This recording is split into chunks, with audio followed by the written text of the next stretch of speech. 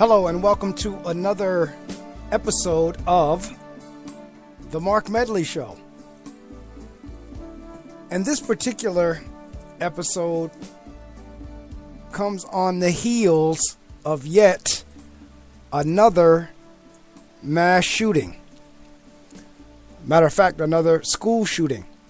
If you're listening to this and if you haven't been under a rock, you will have to have heard, read, or seen something about a mass shooting at a school in Florida that just occurred this past week, where 17 people were killed and another number of people were injured by a former student who decided to take it upon himself and pull the fire alarm in the school and empty the building and start spraying people as they were exiting the building based on hearing the alarm go off. So the title of this particular episode is "We Could Put a Dent in All of This Gun Violence If We Really Wanted to." Because just in 2018 alone, and we're only a month and a half in, there's been numerous school shootings. Not to mention in the past years, and seems like the number just keeps going higher and higher. And we seem to get into the same old circular pattern where everyone displays their disgust. We put everybody in our thoughts and prayers. We talk about it for a little bit, forget about it again, and then another mass shooting occurs and the same cycle continues. I may be leaving out a couple of steps in there, but you get the point. But the truth of the matter is, we're not serious about even trying to put an end to gun violence, because if we were, there would be some things that would happen. Now, I know anytime you get a gun enthusiast or you hear someone from the NRA and even some of our politicians, they'll give you that age-old cliche, guns don't kill people, people kill people. And any idiot or fool can realize that, but that's a cop-out. Because the truth of the matter is, if the person didn't have the gun, the person could not use a gun to kill another person. So the question becomes, how do we lessen or eradicate or at least put a dent in the ability to get guns? Because again, the truth of the matter is, the guns that's already out there, there's probably not a whole lot we can do about them, whether it's on the legal market or the black market. And again, we can try to confiscate as many of those as we can, but somewhere in there, we have to cut off the sources. And this is where I'm saying we're not serious, because if we were serious about cutting off the source, it would start at the root. And when I say the root, I mean with the toy guns. I can walk in any bodega in my neighborhood,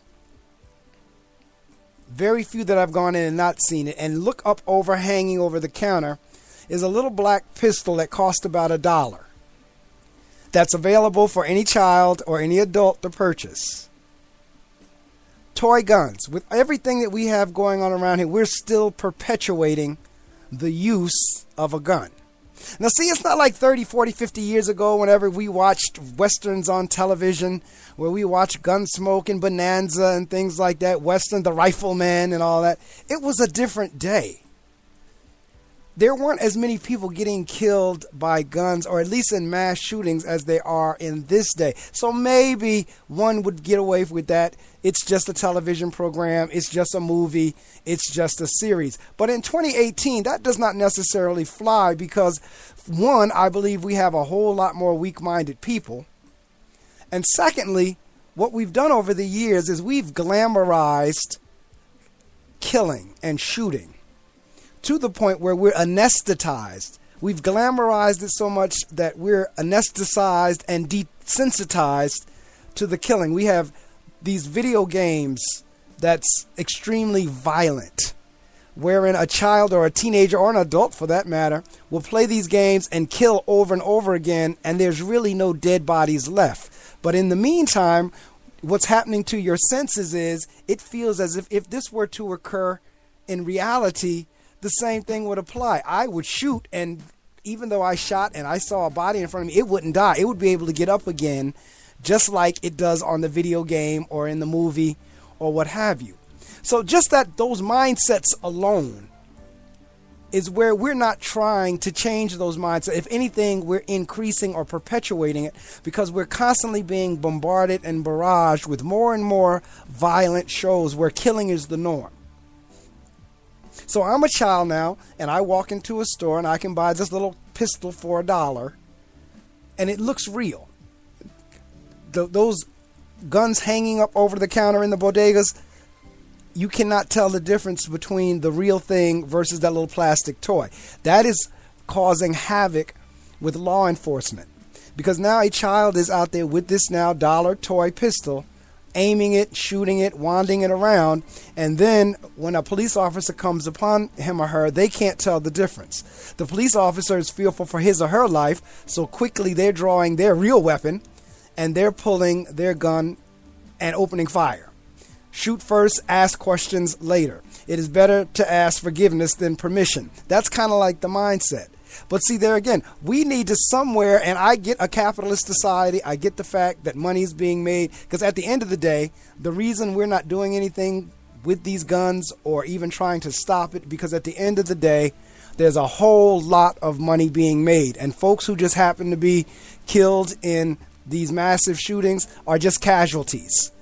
We put on the role and the act, and when I say we, I'm talking about the manufacturers, I'm talking about the politicians, I'm talking about NRA members, I'm talking about even your average ordinary Joe citizen who is so concerned about the Constitution and the ability to own guns that we put on this act of that we're so sorry that it's happened. But the truth be told, we're not that sorry, because there's a lot of money being made. And the folks who are now caught up in these mass shootings are just casualties of war, if you will. Because when it's all said and done, it really is about the money. It's not about the human life. Because again, there are some things that we could do. First off, stop the manufacture of toy gun. It's a different day. It's not 1950, 1960, 1970, where you walked into the store, a kid played with a cap gun, and that's as far as it went. We're at a day now where folks are plotting. We have social media now that we did not have before. Folks are placing on social media their intents of what they're going to do with these weapons. In this last particular case, I believe this young man had already posted that he was going to be a professional mass shooter or a professional school shooter, something of that nature. I'm paraphrasing because I don't have it in front of me, but from what I understand of the story, he had already posted that he was going to be a professional school shooter or mass shooter. So people already are putting in their minds and they're playing with these guns and they're practicing with the toys or the simulations or the video games. And then they're taking it out in reality. And in their mind, it's not too much different. That I'm going to go out here and spray all these people. And it's not that much different from the video game. And if they get hit, they're going to get back up again. When in reality, they're not getting back up again. These are human lives that are being lost. So one of the things we need to do is be able to halt the manufacture of toy guns of all kinds, cap pistols, water guns, the black pistols that I see hanging up over the bodega stores. That needs to stop immediately. The manufacture of it, the sales of it needs to stop immediately. It's a different day. It's not the time whenever back in the 60s and 70s when I was a child. It's a different day. So we can't keep using those same arguments. Secondly, a lot of these videos and films needs to do away with all this killing and shooting in there. And along with that would go that we, in terms of changing mindset, we need to stop supporting and going to watch videos and movies and buying video games and Xbox games that has that in there. Because see, it's the only way money can be made is if someone is buying or spending the money. So once the mindset changes that we're no longer going to watch movies that have gun violence in it, we're no longer going to purchase games that have gun violence in it, we're no longer going to buy those guns from the bodega at $1 a piece, it will go the opposite direction. Because any capitalist society, when it's about making money, if money is not being made, whatever the practice is will cease. So once we as a people decide, you know what, we're no longer going to support it, because we are just as much a part of the problem as the manufacturers and the owners, because they're only supplying based on the demand. If we cut the demand, if we stop buying those little dollar guns in the bodega owner will stop ordering them from the manufacturer. If enough bodega owners stop ordering them from the manufacturer will stop making them. But we get it so twisted. We continuously support the very activities that we don't want. We want to have our cake and eat it too. We want it both ways when we cannot have it both ways. So I, again, recommend that let's take it from the opposite end. If the manufacturers aren't going to stop making and selling, let's stop buying. And I guarantee you, once we stop buying, they'll stop making, because they're no longer making profit or money from it. So let's go through this again. Let's say, for example, everybody decides we're no longer going to purchase those little dollar guns hanging up in the plastic bags over the bodega shopkeeper's cash register, because usually they're hanging somewhere, for an impulse purchase. Child sees it and they got to have it. So let's say we're all going to stop. No, we're not going to buy those anymore. Then the bodega owners will stop ordering on their toy list. And eventually, if enough bodega owners and store owners stop purchasing toy guns, the manufacturers will stop making them. Same holds true for the Xbox video games. If enough people decide they're no longer going to purchase or buy the video games that have shooting and killing in it, because I'm trying to think of the ones, since I don't play those type of games, I'm not real familiar with the names of all of them. And one is not coming to mind at the moment, but you all know which ones I'm talking about. You know the most violent games on there that has a whole lot of killing in there, and you're simulating and as if you're shooting. If we stop buying those games, again, Microsoft and the folks that make all these various video game boxes will stop putting those games out. If we stop going to the movies and watching television shows that perpetuate killing with guns, eventually the producers and the filmmakers and the TV people will stop putting those things out there. We need to cut the demand. Once we cut the demand, they will cut the supply. It's not going to work the other way around as long as money is being made. And that's what's happening now. There's a whole lot of money being made. The NRA is the largest lobbyist in Washington, D.C. because there is money being made on both ends. That's why we don't address the NRA, because the NRA is a supplier of a lot of dollars. They're one of the largest, if not the largest lobby in Washington, D.C. So if we're serious, if we really want to put a dent in the gun violence, it's going to be a two-way flow. It's going to be a two-way street. And if we cut off that demand, if we cut off that flow, eventually a dent will be made. As I said earlier, in terms of the guns that already exist, you have the legal market, you have the black market.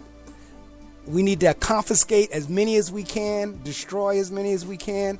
But the manufacture and the sales have got to stop. And then in this case, with the Florida case, the family that the young man was with, from what I understand again, and I don't have it in front of me, knew he had this particular model, knew he had this gun, this rifle, and felt it wasn't their place to say anything. There was so many hints and signals that this was going to go down that it was not funny. I forget, it was AK. I'm trying to think of the particular model of the gun, AK something or other. Again, I don't have everything in front of me, but again, look it up, research it. There's something that I saw a post the other day of how many times this particular rifle was used on how many different mass shootings. Something has got to give. If we really want to put a dent in all this gun violence, we can. We must stop glamorizing. We must stop making it a badge of honor that you own a gun or that you can shoot somebody. In the various urban areas, you see all these memorials, monuments, the big pictures that they paint on the walls, memorializing those that got shot. It says, "Rest in peace and only the good die young." We have got to stop glamorizing and glorifying gun violence. We have got to stop buying. We have got to stop going into the bodegas and purchasing these dollar guns, these water pistols.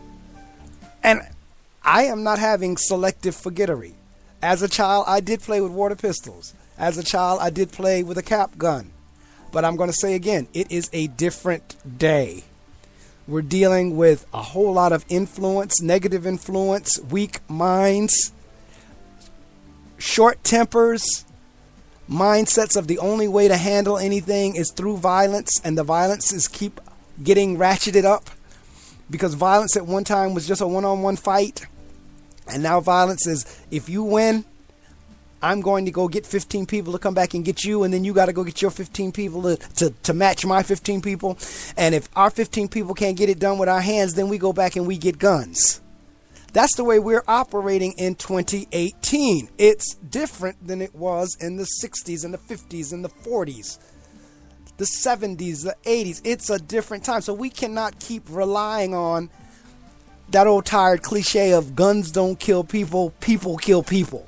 Well, I tell you what, people are using guns to kill other people, and we need to do what we can to change mindsets, to decrease sales, matter of fact, to kill sales altogether. If anything needs to be killed, it's the sales of guns on any form or fashion, whether it's a toy gun, a simulated gun on the computer, or the real deal.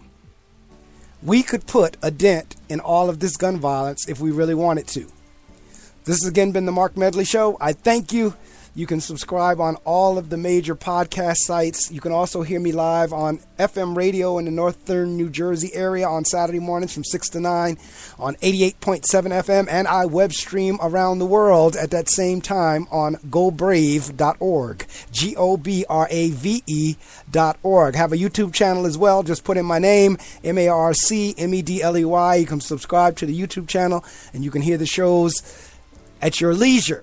If you choose not to get up early on Saturday mornings, or if you're not catching this one as it is being broadcast.